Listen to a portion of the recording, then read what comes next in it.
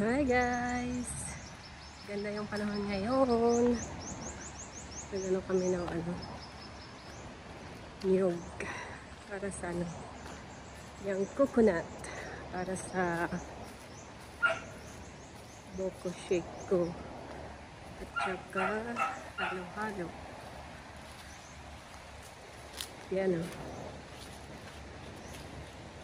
Guys, dito na po ang pangano ng halo-halo ni Aling Mary. Order na po kayo guys. Pakita ka. Kinakayod ko guys. Kana. Halika na kayo. So, ang dami. Ito yung view. Tadaan! Summertime na. Wala nang alon.